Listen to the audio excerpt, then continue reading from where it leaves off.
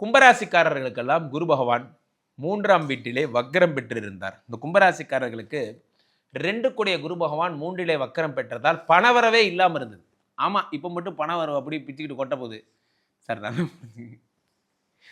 ராசி பலன் சொல்லும்போது நிறைய பேர் கீழே கமெண்டில் என்ன சொல்கிறீங்க, ஆமாம் இங்கே உசுர் மட்டும் தான் ஊசலாடுது, அப்படி அது இப்படி அதெல்லாம் திட்டுறீங்க.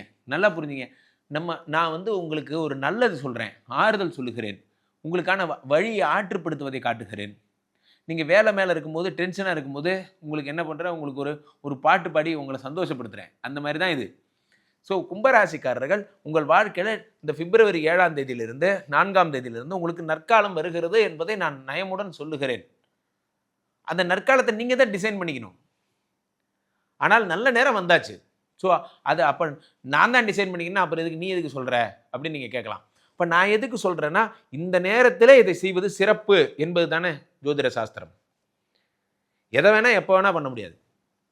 ஒரு லேண்டு வாங்குகிறேன், அப்போ நம்ம என்ன கேட்குறோம், இப்போ நான் லேண்டு வாங்கலாமா, எனக்கு நேரம் நல்லா இருக்கா, நான் கல்யாணம் பண்ணலாமா, நேரம் நல்லா இருக்கா. அந்த நேரம் நல்லா இருக்காங்கிறது எங்கே ஒர்க் அவுட் ஆகுதுன்னா, நீங்கள் மேற்கொண்டு எதுவும் ஏமாந்துடக்கூடாது, எதுவும் இழந்துடக்கூடாதுங்கிற ஒரு பயம்தான் அதுக்கு காரணம். இப்போ 4ஆம் இடத்துல குரு பகவான் வருகிறார்.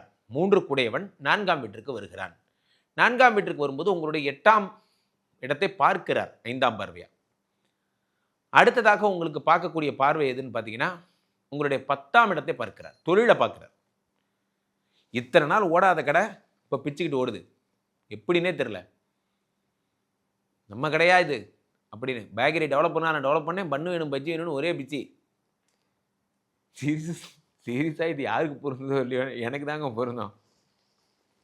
பேக்கரி டெவலப் பண்ணாலும் டெவலப் பண்ணேன், பண்ணு வேணும் பஜ்ஜி வேணும்னு ஒரே பிச்சியாக இருக்கேன். நல்லா புரிஞ்சுங்க, பிஸியாக இருக்கிறது ஒரு பெரிய பெருமை. உங்கள் கம்பெனியில் 4ஆம் இடத்துல குரு பகவான் வரும்போது ப்ரமோஷன் கொடுக்க போகிறார். ப்ரமோஷன் கொடுக்கறது தான் குரு பகவான் வரார். வர்ற குரு பகவான அசஸ்மெண்ட் மந்த்து. சார் கார்பரேட் பற்றி தெரியாதவங்களுக்கு நான் சொல்லித்தரேன், கேட்டுக்குங்க.